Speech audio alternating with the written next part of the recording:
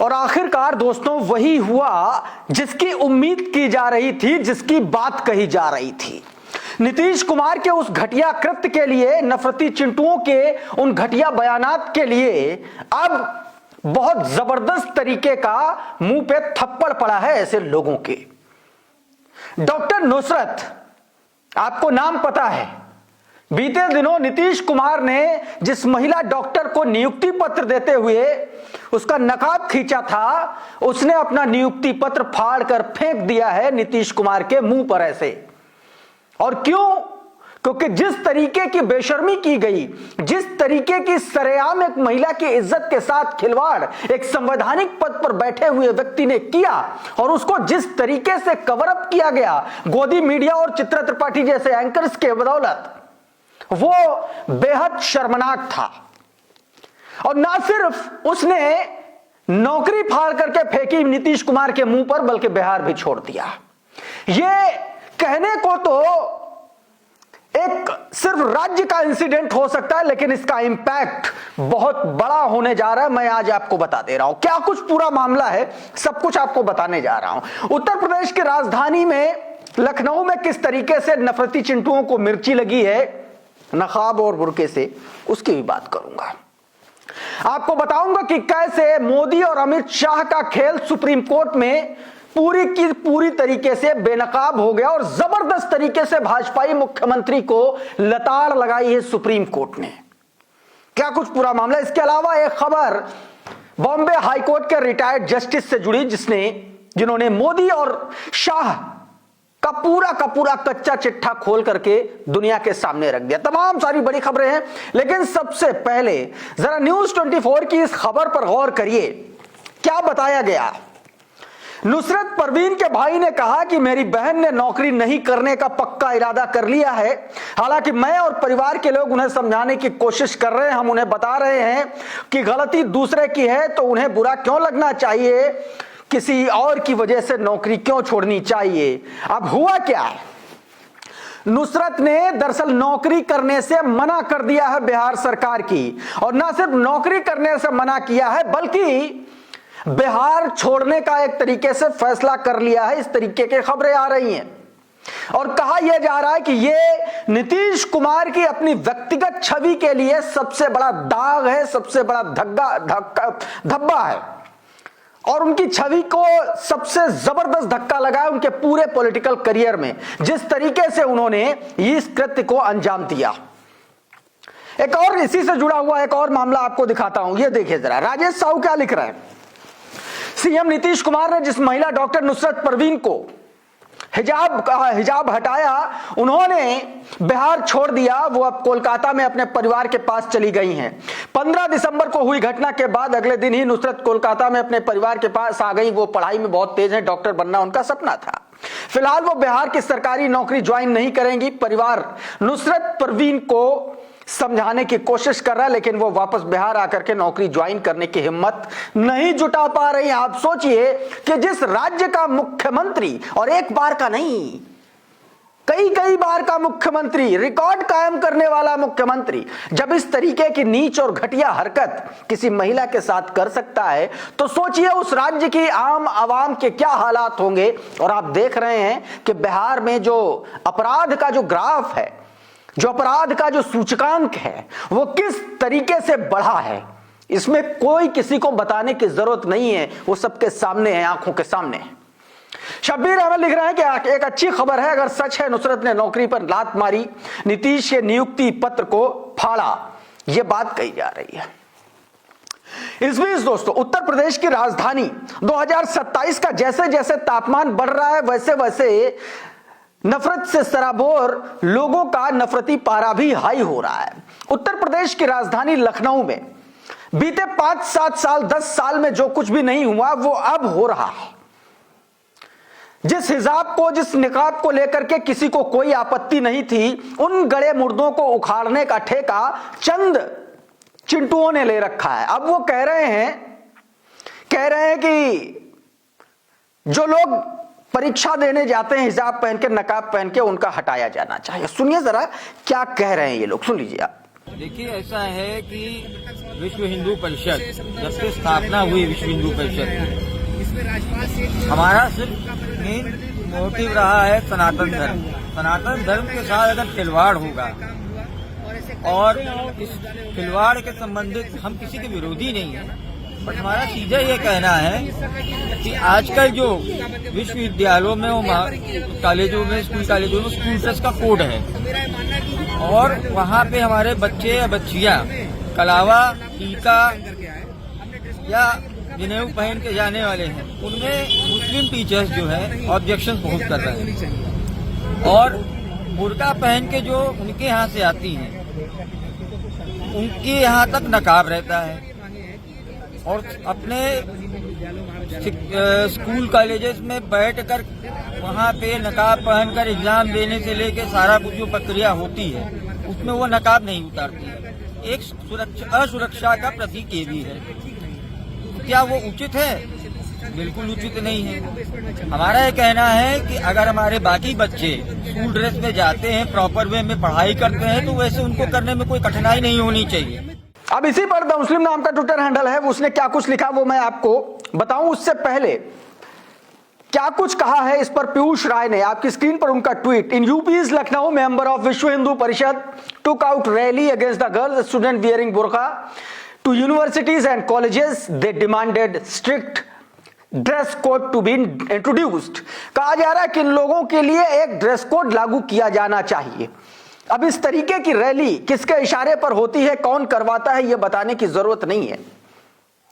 अब जो खबर मैं आपको आगे बताने जा रहा हूं, वो खबर बताने से पहले एक डिस्क्लेमर है, और डिस्क्लेमर सिर्फ इतना सा है कि संभल के तत्कालीन सीईओ अनुज चौधरी की वो तस्वीर आप याद कर लीजिएगा जिसमें वो पुलिस की वर्दी में, और वर्दी धर्मनिरपेक्षता सिखाती है। जिस पुलिस की वर्दी में सीईओ अनुज चौधरी, तत्कालीन सीईओ अनुज चौधरी गदा लेकर के चल रहे थे, हिंदू धर्म ध्वजावाहक बने हुए थे, वो सरकार के दुलारे हैं। लेकिन एक इंस्पेक्टर ने, एक ट्रैफिक इंस्पेक्टर ने आफाक खान को सिर्फ इसलिए लाइन हाजिर कर दिया गया क्योंकि उन्होंने एक शैक्षणिक कार्यक्रम में छात्राओं को, बेटियों को पैगंबर मोहम्मद की शिक्षाओं का हवाला दे दिया। सिर्फ इस बात पर पुलिस का जो नियम था, वर्दी का जो नियम था, वो टूट गया। लेकिन अनुज चौधरी को प्रमोशन मिला एएसपी का, और इनको क्या मिला? लाइन हाजिर मिला। हो सकता है निलंबन भी हो जाए, क्या पता। अब जरा ये वीडियो देख लीजिए कि क्या इनका दोष था, क्या ये कह रहे थे। पहले क्या होता था कि अरब में जिस घर में बेटी पैदा होती थी तो बेटियों को जिंदा दफन कर दिया जाता था, यानी शादी करना लोग तौहीन समझते थे। लेकिन मोहम्मद साहब जब आए तो उन्होंने उसका विरोध किया और बेटियों को प्रोटेक्शन, सुरक्षा देना शुरू किया कि नहीं। ईश्वर इतना खुश हुए, उन्होंने कहा कि जिस घर में बेटी। ये तस्वीर आपने, ये वीडियो भी सुन लिया और देख लिया। इस पर Critel.in लिखता है कि traffic sub inspector Afaq Khan from Kannauj is teaching about Islam while wearing a police uniform. How can this allowed traffic inspector UP police, इसने टैग किया है। अब यह सवाल उत्तर प्रदेश पुलिस से पूछा जा रहा है, लेकिन यह सवाल कौन पूछेगा? जो काविश अजीज ने लिखा है, यह कौन पूछेगा? एक तरफ अनुज चौधरी, दूसरी तरफ आफाक खान। दोनों में फर्क पता है क्या है? धर्म का है। एक ने गदा उठाई तो उसको प्रमोशन मिला, और दूसरे ने इस्लाम का एक पाठ पढ़ा दिया वर्दी में तो उसको लाइन हाजिर कर दिया गया। ये फर्क है। काविश अजीज लिख रहे हैं अनुज चौधरी वर्दी में धार्मिक यात्रा में भाग लेता है, हाथ में गदा उठाता है और उसका प्रमोशन हो जाता है। आफाक खान बेटियों की सुरक्षा को लेकर के हजरत मोहम्मद सल्लल्लाहु अलैहि वसल्लम की बातें बताते हैं तो उनको लाइन हाजिर कर दिया जाता है। यह बात उन्होंने बताया। अब एक और खबर आपको दिखाता हूं। खबर अदालत से जुड़ी हुई है, सर्वोच्च न्यायालय से जुड़ी हुई है। खबर मणिपुर में बीते 2 साल से लगातार चले आ रहे मारकाट, जातीय हिंसा, डिस्प्लेसमेंट से जुड़ी हुई है।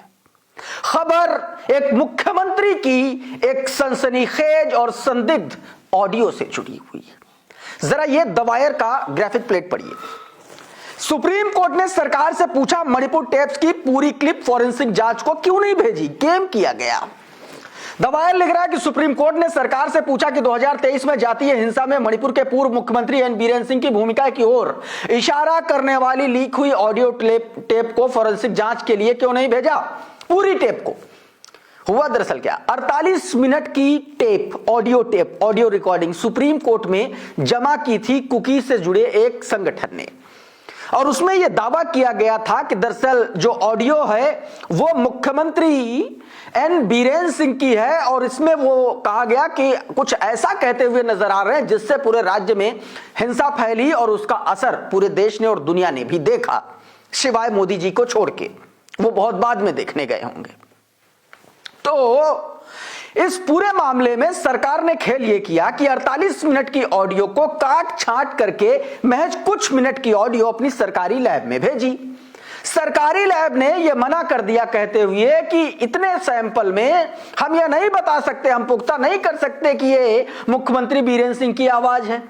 लेकिन उससे कम सैंपल साइज में वही ऑडियो एक प्राइवेट लैब को, ट्रुथ लैब को भेजी गई कुकीज संगठन के द्वारा। उसने कहा कि ये जो ऑडियो है ये 93%, कितना, 93% पूर्व मुख्यमंत्री एन बीरेन सिंह की ऑडियो से, वॉइस से मैच करती है।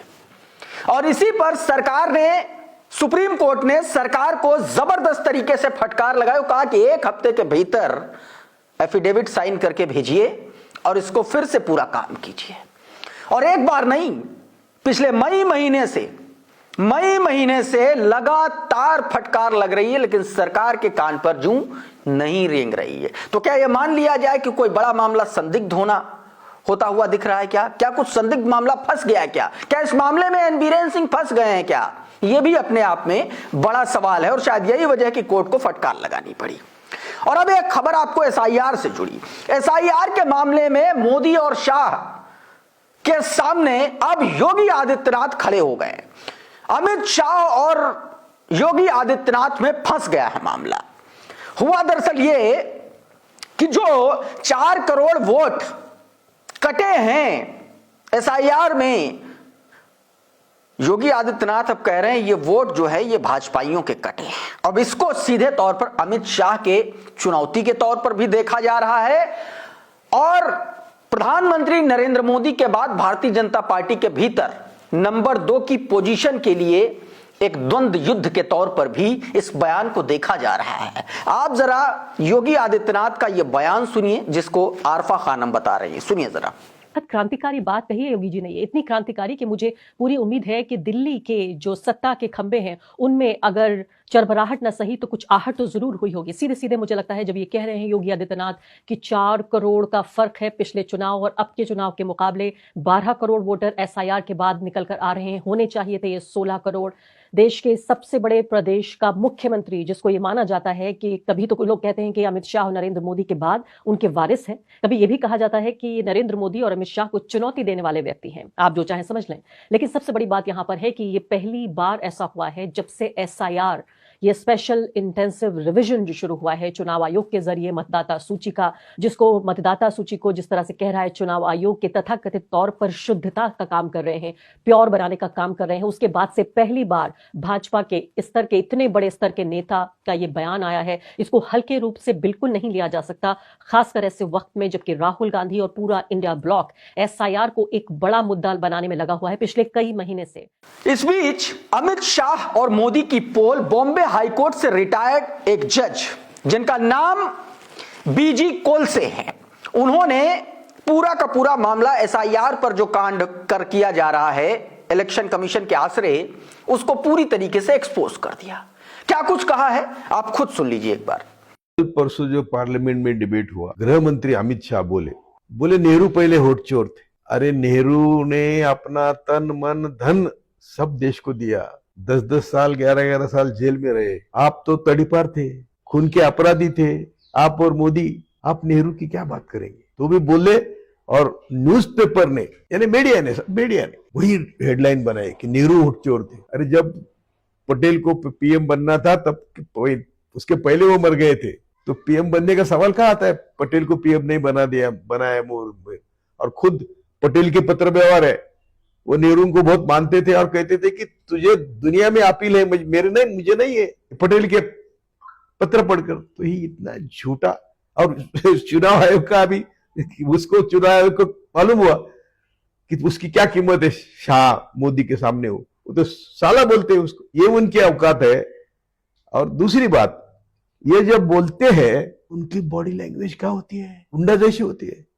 मोदी हो या शाह हो, इतने गुंडे जैसे बर्ताव करते हैं पार्लियामेंट में और इतने सरासर झूठ बोलते हैं और उसको कभी सबूत नहीं देते। और सबूत से बोलने वाले राहुल गांधी के या प्रियंका गांधी या कोई भी विपक्षी सबूत के साथ बोलते हैं तो उनको सिर्फ लोकसभा टीवी पर दिखाया जाता है, लेकिन मीडिया में किसी ने उठाया नहीं। तो दोस्तों अभी के इस वीडियो में बहरहाल इतना ही। बहुत बहुत शुक्रिया, बहुत बहुत धन्यवाद। आप जुड़े रहिए आपके अपने चैनल द लाइव टीवी के साथ। नमस्कार।